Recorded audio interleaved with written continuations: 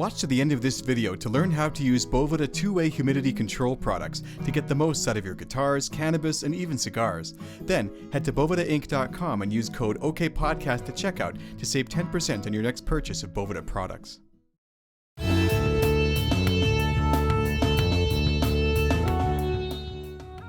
Hi, I'm Sean Perrin, and you are listening to OK Podcast, the show for Radiohead fans.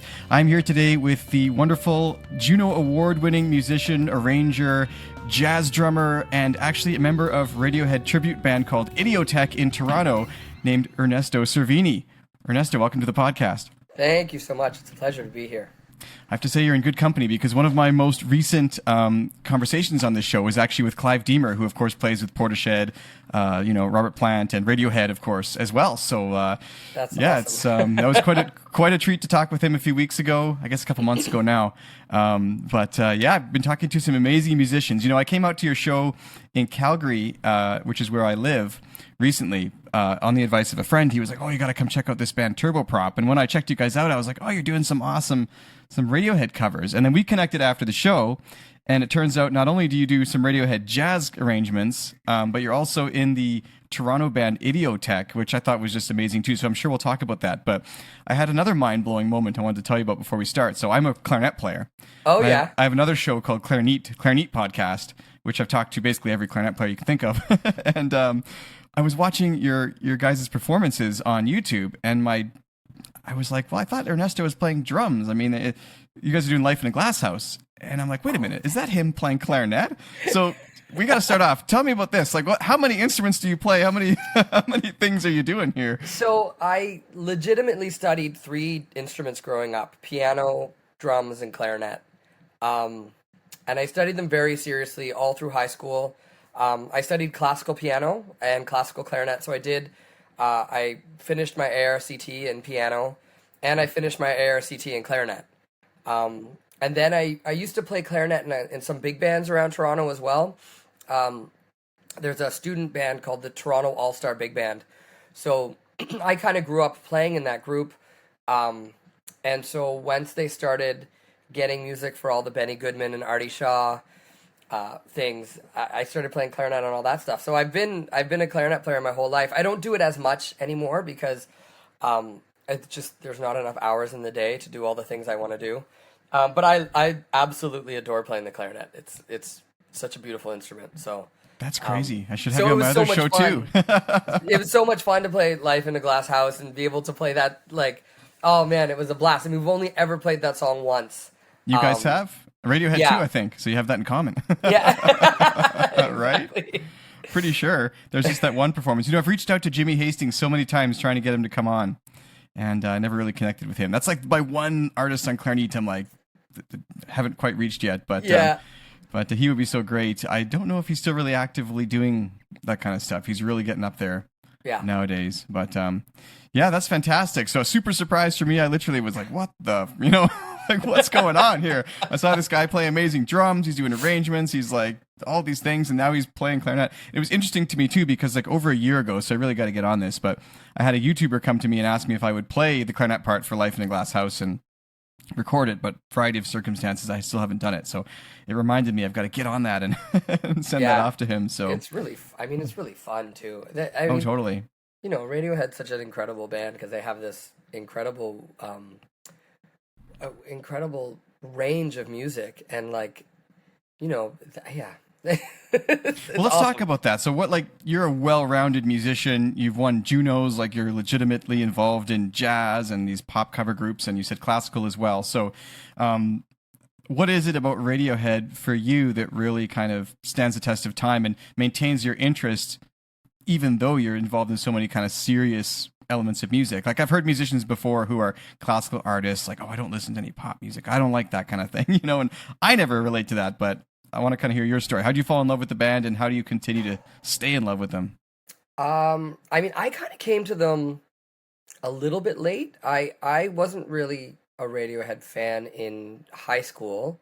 So when I knew, I heard Fake Plastic Trees and Creep and Karma and some of their big hits off of OK Computer, but I wasn't a fan yet, for sure.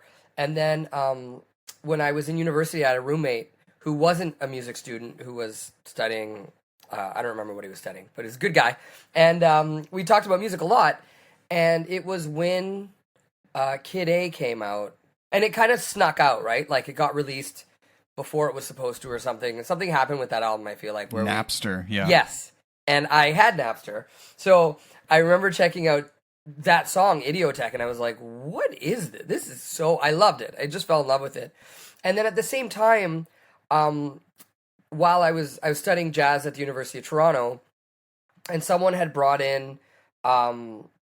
Was it exit music that they had arranged for jazz quintet. So I was like playing that in my ensemble at school, and I was like, oh, this is great music and really beautiful. And then I had discovered Idioteque, and then Brad Meldau had just started releasing his versions. And so like all three of those things happened all at the same time, and I kind of went, I think I need to check out Radiohead a little more, because I like all these different versions of what they're doing, like other people doing their stuff, and I like playing their stuff. So that's kind of how I got into it. And then since then, I've been a huge fan ever since. I think they're really well written songs. They're really harmonically interesting. They're rhythmically interesting. There's stuff they do in their songs that that I have to sit with for hours and trying to figure out what's going on with the beat and where are things. And it's just, as a musician, it's so rich. The compositions are so rich that I think that's what draws me to it is, there's always so much to every song. Their harmonic movement is so great. So that's kind of what keeps me coming back. And I mean, I recorded a Radiohead tune on my first album that I ever released, which was, oh man, it would have been like 20 years ago. So I've been kind of arranging their music for my bands for the last 20 years. And I mean, I know I'm not the only jazz musician. This is that's actually one of the drags about it, is that so many other people have done it. But I'm kind of like, I don't care. I love it. And I'm going to keep doing it, even though it's not new, but it's still great. So I'm just going to keep doing it. Well, that's the thing, is you're right, it's so harmonically rich and has such interest to it that you can really put your own spin on it. Mm-hmm. And it still be interesting. Sorry, everyone, this is my cat. I was like, can we avoid making a scene of this? And the tail goes by the screen. Yeah, we got two kittens, and so the podcasts have both become a little more interesting now in their own ways. I get it. Depending on where they are in the house, but life in a cat house here. Yeah, exactly. But yeah, that's so true. And it's funny because so many. One of the things I think that what you just said legitimized Radiohead, not just in the minds of pop music fans, but in the minds of classical and jazz fans, was when people like Brad Meldau and Christopher O'Reilly began to arrange these pieces. And I think that did cause a lot of the classical side, jazz side, to take it more seriously. But it's funny because I actually had Christopher O'Reilly on the program too. And he I think I discovered him because I was first into his flute music with Sir James Galway. And then I remember when he was doing the Radiohead stuff, and I was like, wait a second, is this the same? Oh my God, it is. So he laughed about that because most people discover him from the Radiohead, and I was a Radiohead fan and still discovered him the other way. But he's also very predominant classical collaborative pianist, arranger as well. But his arrangements are so kind of like almost like Liszt. They're very fluid, I guess would be the word. But they can equally be done very minimally and still kind of maintain the shape and the style so everyone can like interpret it sort of in their own way. That's just so cool. But I can't think of another modern artist, maybe outside of David Bowie, that has been appreciated in that way by the jazz and classical scene. The other person who I think I see getting that kind of respect, especially in the jazz scene, is Joni Mitchell. Yes, Joni Mitchell I suppose so. Yeah, is another one who it's just like everybody loves. But yeah, there's something about Radiohead that makes it really fun to play. Like, I think it's because they have good chord changes, and as jazz musicians, like, that's what you get to improvise over. So, like, a lot of pop songs are so simple that it's hard to make them an interesting jazz arrangement because there's just not that much there's not that much source material there to begin with, and if you stray too far, then it's not really going to sound like the tune that much anymore. Whereas with their stuff, man, you don't need to. I transcribed one of their tunes yesterday to start playing with a band that I have. Um, Actually, that's a lie. It's from The Smile. It's not Radiohead. Oh, the Sorry, Smile. but I They're love almost that jazz too. already. Yeah. I know, I know. I went to see them. They came to Massey Oh, Hall, nice. and I went to see them, and I was crying because I it like because the music made me so happy, and I had this moment where I was watching them play. It was a song that's not on the album. It was a new song, and it was in seven, and I was just listening. I was like, "This is jazz. This is what they're playing right now is modern jazz." If someone was playing it in a jazz club, it would absolutely be modern jazz and not the Smile at Massey Hall. It like all the source material is there, and it was anyways. It kind of blew me away. Well, I it's loved funny it. the whole Smile thing because like a lot of Radiohead fans are really into them. I've never really gotten into the solo projects of any of the band members. I think almost to me it just feels too much like cheating or something. Like, what are you out there? What are you out there doing? But interestingly though, that is again how a lot of more jazz type music works. Like you play with all sorts of ensembles, you do all sorts of things. You get sort of your musical interests in other places sometimes. And I think that as for the band members, like especially for Tom and Johnny, I think there's some need, which is very evident by Tom's extensive solo career, but also Johnny's extensive film composition career now, and also now solo career. But there's just some need for them to like get musical energy out in other ways. And I think that if we don't allow that as Radiohead fans, we're going to not have the Radiohead that we really want, which is one that's always evolving, always changing, always open to new ideas. I don't think you could have a band that produced, OK Computer, Kid A, Amnesiac, and then have them be like, let's just sit in the studio and write pop songs all day. Right. That's Right. they can't be that kind of musician. We might want that sometimes, but then you'll find that you really don't want that when the next, the Benz #2 comes out. Right. So, Right. so Exactly. something like that. I found I still like listening to The Smile. To me, it just sounds like Radiohead. Yeah, it is very It similar. just like if I didn't know it wasn't, I would just be like, "Oh wow, this is a great new Radiohead album." Like it's I mean, because Johnny and Tom are such strong voices in the band anyways, that I don't know. I fell in love with it. I listened to it. I think it was like most of their things. Like I listened to it once and I was like, "Okay." And then I listened to it twice and I was like, oh, "Okay."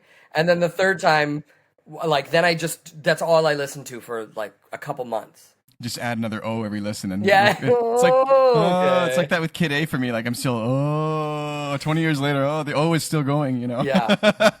But it's true. I find all their music is kind of like that, and I don't know about you, but there was a point in my life where I started realizing that the music that made me kind of not like it at first and sort of feel a bit of pushback, that was often the stuff that I'd love in a couple months or years. And I don't know why that happens. I think there's something about kind of stretching your comfort zone just a little bit, which is uncomfortable, but it's kind of like what did they say, that like Wim Hof method or whatever, the cold showers. Like it's uncomfortable, but it's really good for you, and after a while you start craving it, as hard as that is to believe.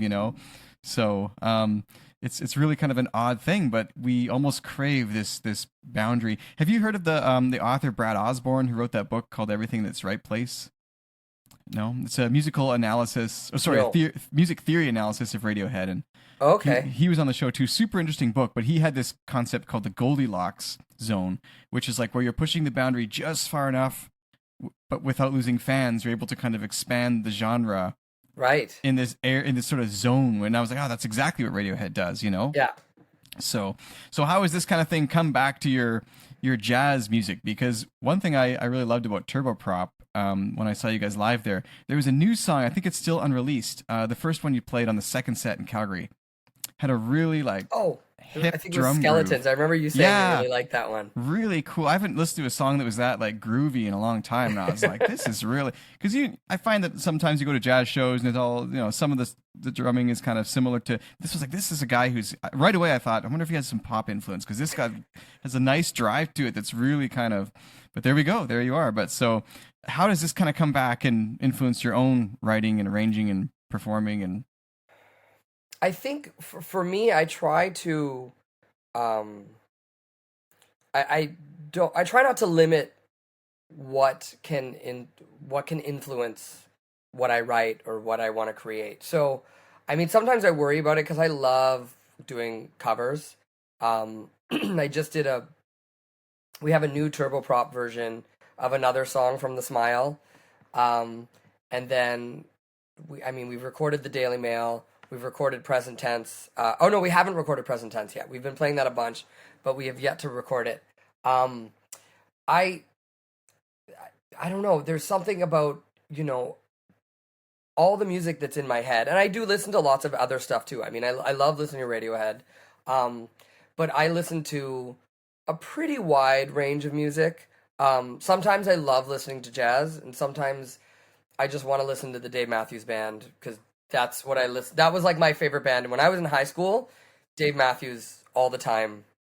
So sometimes I still want to listen to that. Like it's all over the place, and so I feel like when I'm creating stuff, it's coming from all of that, and it's coming from studying classical music and loving Chopin and Debussy, and studying playing in a big band for years and learning all this like 1940s big band music. Like that's all in me.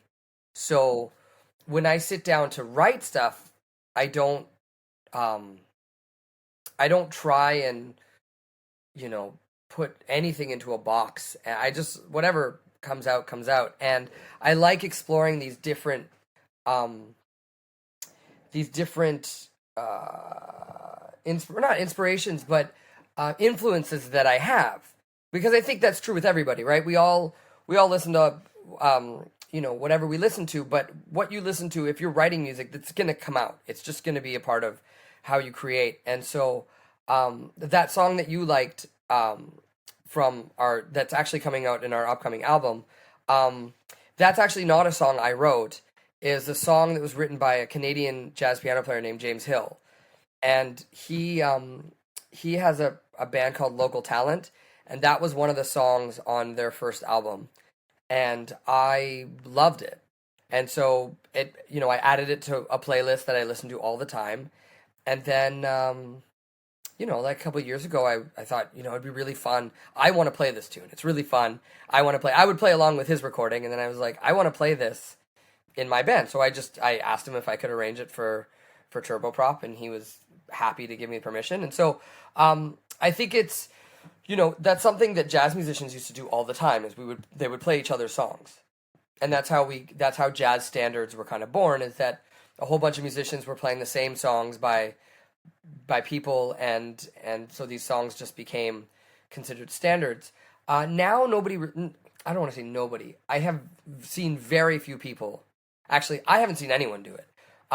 Playing music by their peers, unless their peers are in the band. But maybe I shouldn't say I haven't seen anyone, but it doesn't happen very often.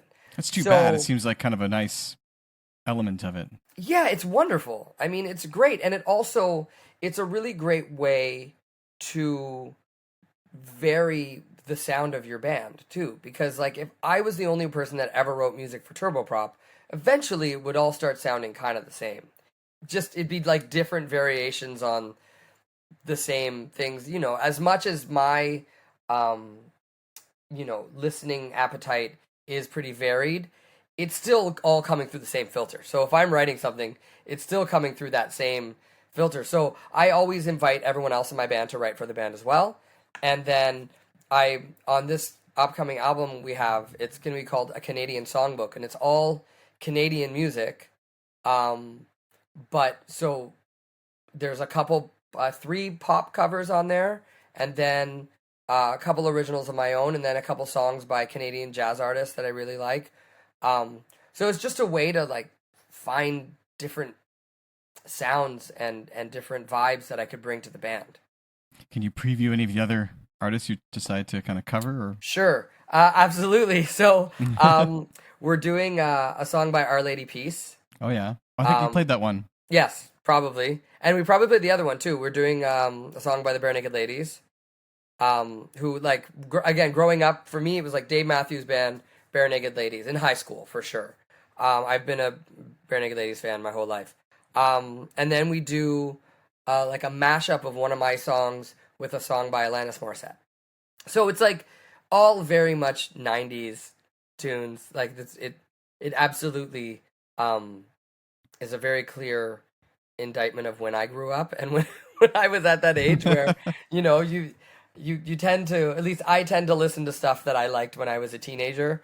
Yeah. I mean, I have discovered new music since then, obviously, thank God, but I still like going back to that stuff. So You know, those, that era though, like it sounds like you were kind of late '90s in high yeah, school. Yeah, yeah, so I was early thousands, like okay, so we kind of very close. So yeah, I'm familiar with much of this, but for me it was more like Linkin Park, Matthew Good Band, Radiohead, right, because I was about 3 years later. It sounds like, right. but I still had the the Our Lady Peace stuff. You know, I remember the Bare Naked Ladies. I'm surprised you don't say Tragically Hip in there a little bit. I like the Tragically Hip, but I was never like a Yeah, huge neither am hip I fan. actually, but I know they're Yeah, like a huge Canadian like yep, whatever. There's so many actually great from that time, especially. I don't know what it was because I find it's less now, unfortunately.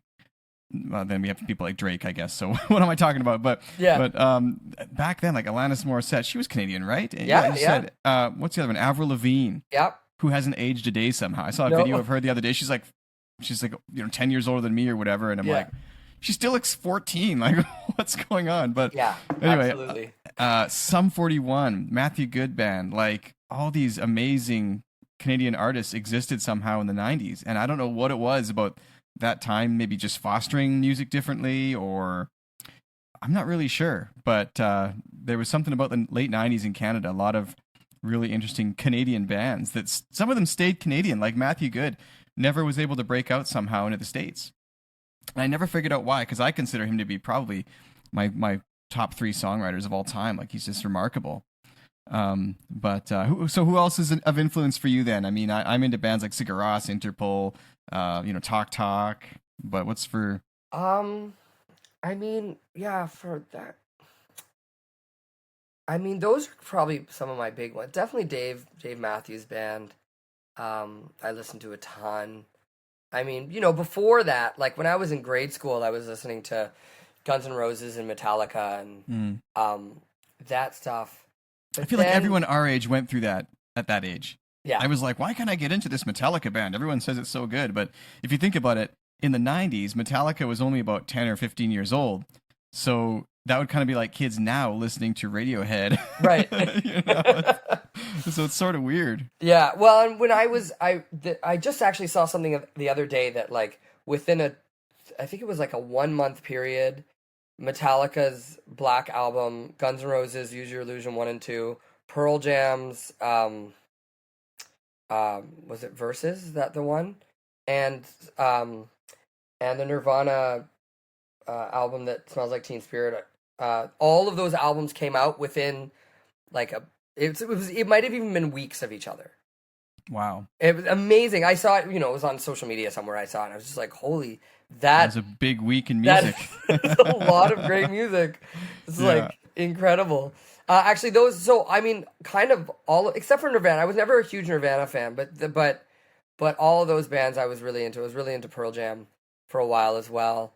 Um, and yeah, and then kind of when I got to university, I mean, I kept listening to pop music and rock music and hip hop and all that stuff. But then I started really going down the jazz, um, you know, the jazz tunnel as well. And I started checking out all that stuff. It's funny. I wish Radiohead had done what Pearl Jam did, because Pearl Jam seemed to release every concert as a live Right. CD, and Radiohead, the one band I think I'm like, they would have deserved it because every set is different. Yeah. They never have really done that. There's that one stupid 8-track that's not even the same concert that I might be wrong album or whatever, and that's Yeah. I always Right. think that's so unfortunate. I have so many Radiohead bootlegs. I just can't stop listening to that kind of stuff. So They're so how, so amazing live. They were in Toronto. It feels like it was like last year, but I know it was before the pandemic, so it was maybe whenever that was, a long time ago. But they played 2 nights at the what was the Air Canada Center in Toronto, and it was 28 was this in 2018? sure Would have been, right? that Because I sounds went to right. Montreal on that tour. And it was the first time they'd been back since the stage collapse. They hadn't played Toronto since then, and since it was kind of so I went to see them on the In Rainbows tour, and then the stage collapse happened right after that. But I think it was the In Rainbows tour that I really fell. Like I had started becoming a big fan just before that, and then I really fell for them big time. And then they just never came to Toronto. And it was such a, but I mean, I understand, that was a horrible situation that was handled horribly, but it was such a bummer for us fans. So when they came to Toronto in 2018, I went to see both shows, and I was expecting to kind of see the same show twice, which would have been great because I love them and whatever they do would be amazing. But over those two shows, I believe they repeated two songs. They did two completely different shows. I think we counted, they played 48 songs over those 2 nights. Isn't that crazy? It was insane. And you know what's even more crazy? That the shows that I was at in Montreal, like 2 days later, would have been similar situation. Right. And just, not only different from each other, but different from those two shows. They it's just wild. know their whole catalog. And at one point I joked, I know we haven't talked about it much yet, but Idioteque, the tribute band I'm in, at one point I joked before I had seen those two concerts. I was like, yeah, we probably know more of Radiohead's tunes than they actually could play. That's not true. I mean, maybe we know 50 at this point, but I was floored by their musicianship and the fact. And they played Spectre, which is like not even. Yeah. They played some really great deep cuts. It was, oh man, I was floating home those especially the second night. The first night I was like, wow, that was really great. But the second night I was like, I can't believe what I just saw. Well, similar to you, like I got into them really hardcore around like 2006 because I was like always into it, but that was around the time of the first Pre and Rainbows tour when they were first touring all those songs. And I remember getting the bootlegs and I couldn't get tickets, but so when I did go the next tour in 2008, I went to like 5 concerts and no one could understand why I was doing this. And I'm like, I went to Montreal twice, New York twice, and Vancouver. And it was an amazing way to spend my last summer of university. And it was awesome, But and so I've now seen them like 9 times, plus the one time it was supposed to happen in Toronto. I was on the bus going there. Long story with that. But and then I saw them again, actually. It was just Tom York solo 2019, just before the pandemic. And that's when I got to meet Tom finally. Oh, you got to meet him? Yeah, he signed my copy of Kid A, and it was super cool. Was that the Modern Boxes? Was it that one?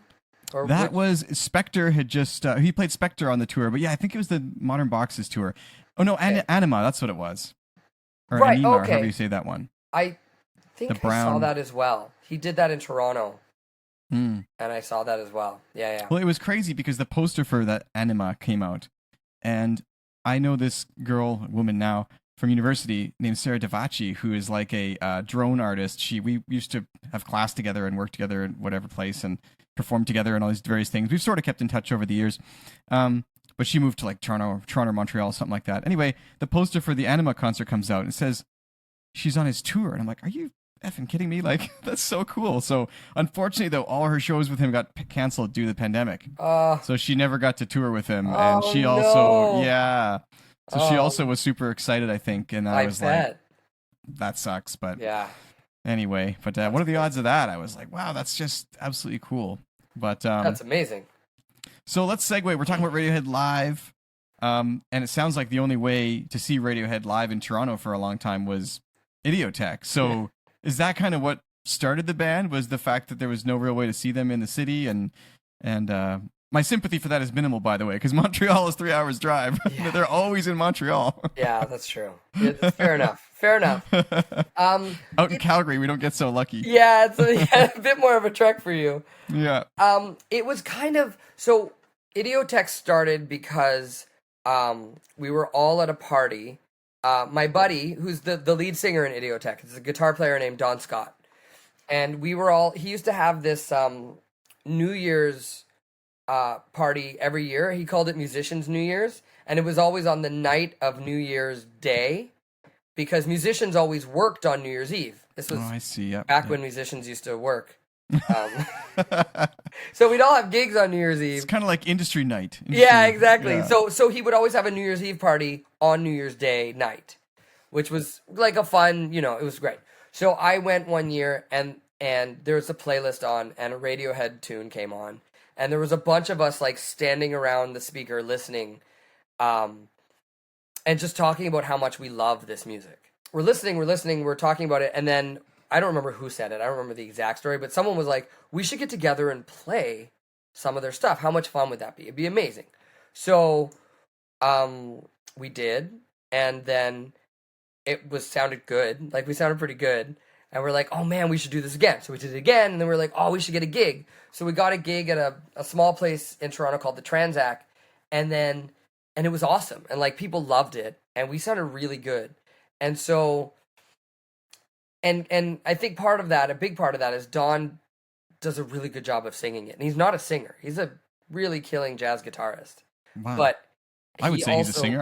I heard yeah, quite a no, few but of this. It sounds he's great. an excellent singer. But he's not Yeah. like that's not what he does. This is the only time he sings is in Idioteque. Um, and so that just kind of started, and it grew very organically. It started off as we've always had one extra person because we never had a guitarist who could play piano. So we've always had a separate piano player because then they can handle like all the string parts and all the extra stuff that can't be handled by guitar. So it's always been three guitars, piano, bass, drums. And it started off as six jazz musicians. And then gradually over I don't know, the band's been around together now for probably 10 years or something. Um, Over those 10 years, some people left and some people came in. And now Idioteque has been the same six people for about probably the last 5 or 6 years. And yeah, it kind of started off really innocently. When the stage collapse happened, we were already a band. Um, so this that didn't cause that wasn't the reason that we started because they weren't coming to Toronto. We started before just for fun.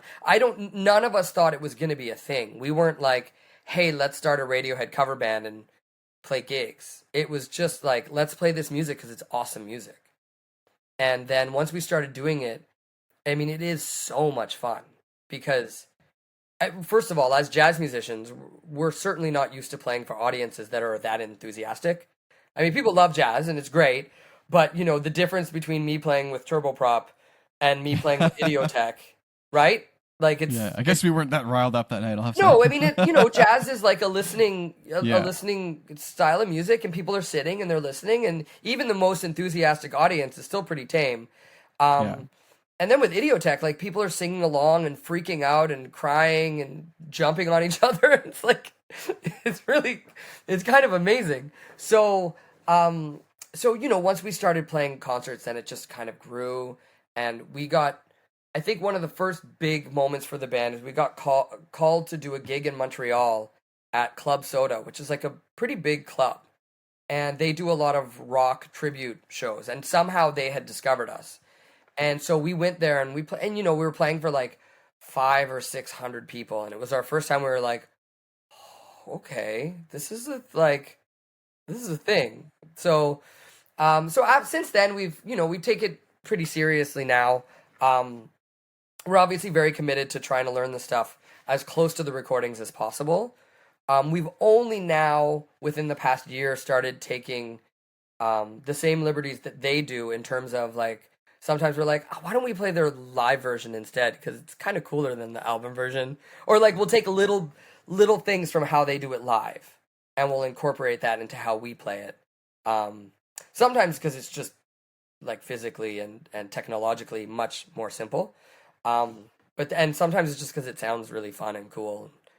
What did the set list entail then? Are you trying to kind of cover the different albums or the career, or are you kind of more focused on the newer stuff? And what's the?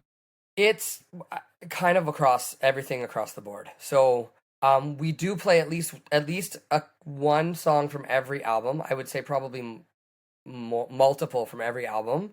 Um, we have done OK Computer from top to bottom. We've performed it as a live concert from top to bottom, and we've done In Rainbows top to bottom, and in Hail to the Thief has its 20th anniversary. I can't believe that, but yep, I know, this right? year. It's this year. It's this year. It may have passed actually. It's like right around now, I think. Yeah, yeah, that sounds about right. So, so we're doing a 20th anniversary. We're gonna do that one from top to bottom. So that one we Oh, haven't wow. quite finished. We have a concert. Actually, it's tomorrow. I saw you have a Tomorrow? concert, right? Yeah, I was looking on your Yeah. website. I'm like, wait a minute, I wish I was in Toronto. I'd Yeah, here I can tell absolutely go to you. this. Let me find our. Hold on, I can tell you. So it's September 21st today. So it I would feel like be, I can tell you our set list because by the time people hear this, it'll have already happened. I won't have ruined any. yeah, right. I won't get this up by tomorrow. So No. there's that. So we are playing. Let's see. We're doing Airbag, Weird Fishes, Identikit, Subterranean, Where I End and You Begin, which is relatively new for us. Body Snatchers, Lotus Flower, Fake Plastic, We Suck Young Blood, Sit Down, Stand Up, 15 Step, Punch Up at a Wedding, Mixomatosis, All I Need, No Surprises, Panavision, which is the smile. It's a little cheat. Pyramid Song, Creep, Exit Music, Paranoid, and then possibly True Love Waits and Just as our encores. Wow, quite a So, set list. yeah. No, do you guys ever do National Anthem? That's my favorite. We haven't done that one yet. What? I know. Oh my god, you got to do that one. Because That's we need like some extra stuff for that one. I have one of those sustainer strats if you want to borrow it. Wow. That's up to the guitar player. I'll let them Yeah, know. right. Yeah, no, that's probably my favorite live one. It's so high energy, so Yeah. cool. But that's a big set list though. Yeah. What'd you list off, like 16 or 18 songs? Yeah. What does it say it here? 20. Well, no, there's 20. I listed 22. Wow, my counting was bad. Yeah. So That's a we're doing big set. That's like a Radiohead-esque set. They would Yeah. play between 22 and 26 songs, But depending we'll on take the... a set break. We'll do it. I think we're doing 2 sets. Yeah, So- I don't know how they don't. I know. Every night, just stand there for... Like 2.5 hours. I know. It's crazy. Yeah. Totally crazy. But And, well, and there's no banter either, right? It's just like song after song after song after song. Like yeah. it's not like, with some performers they'll like tell stories but Tom will say like 3 words all night and they just It's so weird, actually. yeah. Because but that's actually one thing I like about Radiohead is I'm there for the music, and I've been to other artists like Matthew Good is really bad for this, where he'll just kind of go on and on about something, and he's making fun of people in the audience. I'm like, I'm not really at a comedy show right Right. now. Like, I would like to hear, instead of all this banter, I would kind of like to hear another song. Right, like you you know? could put an extra 2 tunes in there. Yeah, that and I would think be that's great. probably what Radiohead realized at some point was they didn't have to do all that, and they don't want to do that. So, and I've been doing some songwriting myself, and it's funny. The other day, I debuted a song I wrote, and it was my most kind of maybe vocally challenging one yet. But someone afterwards was like, "This is very Tom York-esque," and I was like, is it that obvious? But then I was, but at the same time, I was like, well, I take that as a compliment, Yeah, of course. of course. but, It's kind of inevitable, right? I guess so. The things that you love to listen to are going to be your greatest influences, whether you're Exactly, they're gonna kind of creep out. But whether you're I struggle with the banter though. 'Cause Yeah. I'm like, I don't really want to do banter either, and I talk too fast, and I get all confused, and then I play the next song badly, and then like or the first, as the case was in that concert, but yeah, that's just, they have such a wild stage presence, and I think it's awesome. And I've watched some of your live videos now on YouTube, and is there any kind of way, have you guys thought of trying to sell tickets to people online for these sorts? Like, I would pay to tune into this. Yeah. We haven't figured out a way to do that, but that's a great idea. I'll definitely bring it up with the band. I mean, I guess part of it is like making sure you have the capacity to be able to do that. Yeah, it's got to be hard because you've got to probably hire a video crew, and it's doing live video, And it's got to be good too, right? If someone Yeah. pays and then it sucks, they're going to be pissed. It doesn't Well, matter I how good the imagine- music is. If and licensing. And then exactly. I mean, that's always something that we're careful with too. Like, we understand that any money we're making off of this, we're making off of the backs of Radiohead. Like, they're the ones who have made this amazing music. We're just recreating it. But yeah, it's been a lot of fun. I mean, one of my favorite things to do, actually, if you saw those videos of Life in a Glass House, is we've done, I think 3 times now, we've done unplugged shows where we at every time we've hired a string quartet and then done, we can play. Well, first of all, we can play all the stuff that has strings, but instead of having our keyboard player play it with string patches, we actually have a string quartet, which is And that's super cool. so cool. And then we can do stuff that we could never do. Like, the one that really killed me was Glass Eyes. Yeah. I don't know. I think we have a video of that up. Yeah, also like some unplugged sessions or something. Yeah, and it's just like, what an incredible song and incredible string writing. Like, I transcribed it. I transcribed the string parts, and my God, it was like it's beautiful. It's like beautiful modern classical music, you know? Well, that was exactly what I was talking about to come full circle. Was at the beginning we were sort of talking about how they go off into these other bands, they bring back what they learn, and like Johnny, I don't think we'd have that string part in Glass Eyes or that whole album really. Right. In the way, if he hadn't have gone on and done a bit of film composition Right. as he has, and I say a bit of film composition, isn't he like a Grammy nominated Yeah. composer now? Like Yeah, it's yeah. pretty intense, you know. Yeah. So these guys have all, but you know that's cool that they can kind of go their own. Even the drummer of Radiohead has two solo albums now where he's singing on, and I mean I can't say I'm that fond of it, but it's still pretty impressive. Yeah. You know. I think it's great that they as you said before, that they allow each other to do that, and they give each other the space to I mean my guess is that's the kind of thing that could tear bands apart if they can't do anything else, Yeah. you know. And so the fact that they have these other projects. But it takes special people to see it that way, though, Yep. too, because I imagine a lot of bands, like even bands that I like let's take Interpol as an example. I know that Carlos Dengler, I think is his name actually, he went off and started doing some film composition stuff, and I think it kind of tore the band apart. Like he was actually, in my opinion, he was like the band member. His bass lines were so sick, and everything about him was just so cool, and had that hip kind of way of playing. It was like down by his knees. And he's just such a lanky guy and always dressed so formally, and he was like the heart of the band. So when he went away and it kind of broke up, it was like, well, that sucks. But he became like a film composer and kind of thing, and they still try and kick along. But you know what? Interpol today in 2023 sounds the same as Interpol in 1999. Yeah. They never changed. You can't say and that I think about, that you've got to have, Radiohead is completely different. But you would not recognize if it wasn't for Tom York's vocals. Yeah. Even then, you might not. But like, if you heard Pablo Honey and then skipped to The Smile, Yeah. you'd be like, "Well, what is this?" You know, you without the evolutionary links between, you would not understand what the hell happened. Like, what happened to this guy? Yeah. You know, is he okay? Absolutely. No, for sure. And you know, just speaking of that evolution, you know which album really blew me away was when In Rainbows came out. It sounded to me almost like it was a compilation of their evolution as a band. And it isn't, obviously, it's all new music, but it sounded like there are some that sound like they could be on, you know, Pablo Honey. Like Body Snatchers is just like a rock and roll tune. And then there's some that are so electronic. And it was like they did this thing where they kind of like, I don't know, that one really got me because right away, that was one of the few albums that like first listen, I was like, oh man, this Really? is really great. Yeah.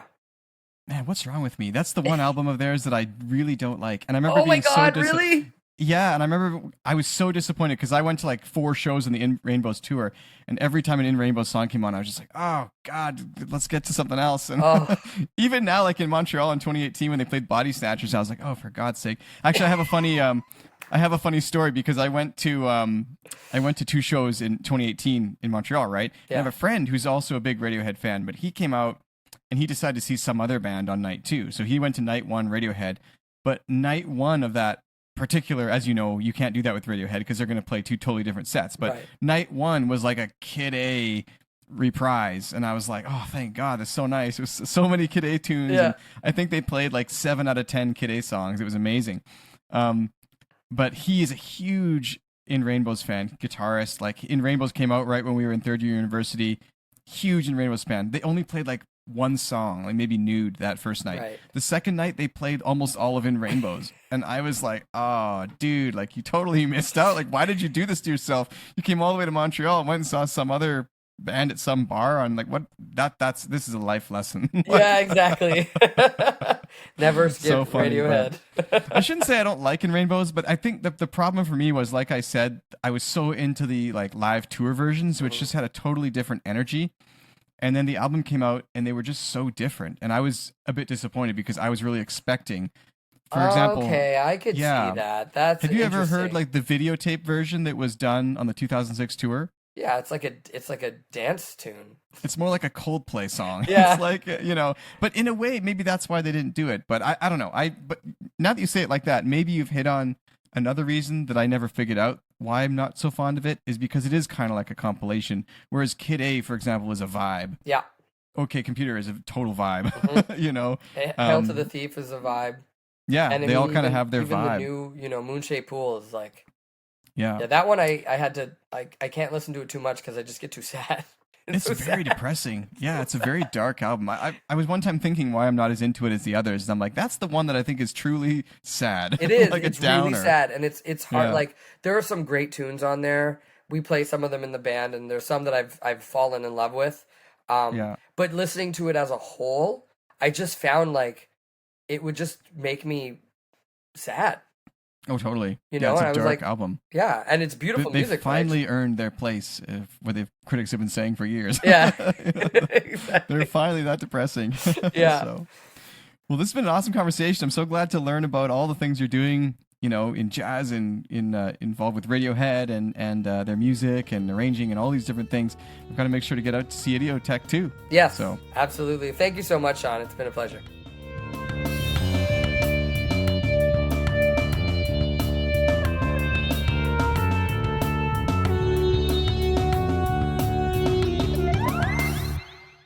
OK Podcast is brought to you in part by one of my favorite products ever, Boveda two-way humidity control packs. I live in a super dry and cold climate in Canada where taking care of guitars, cannabis products, and cigars can be a real challenge. However, it's effortless with Boveda. Every 3 months, I just replace the Boveda packs in my guitar case, and I know my axe will be comfy and cozy inside.